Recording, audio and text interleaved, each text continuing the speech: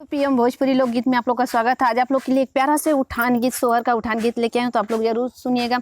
सौरे में भौरे लगई ननद ना बोलई ये सैया, ननद ना बोलई ये सैया, ननद ना बोलई ये सैया।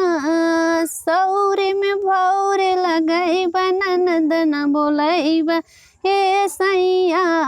अरे ननदी जवाई है तो ढेर ढेर खाई है, हाँ वो ढेर ढेर खाई है। ननदी जवाई है तो ढेर ढेर खाई है।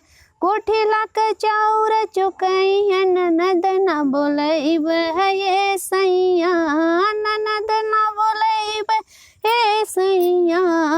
सौरे में भौरे लगई ननद ना बोलई ये सैया। ननदी जवाई है तो घरे घरे घूमी है, ननदी जवाई है तो घरे घरे घूमी है। ननदी आई है तो घरे घरे घूमी है।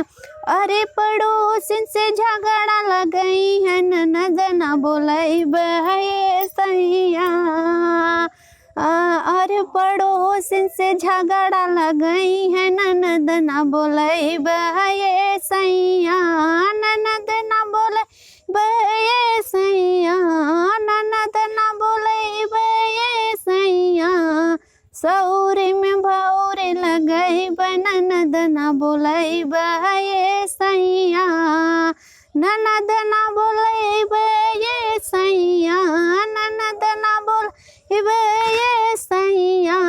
ननदी जवाई है तो नेग चार मंगी है, ननदी जवाई है तो नेग चार मंगी है।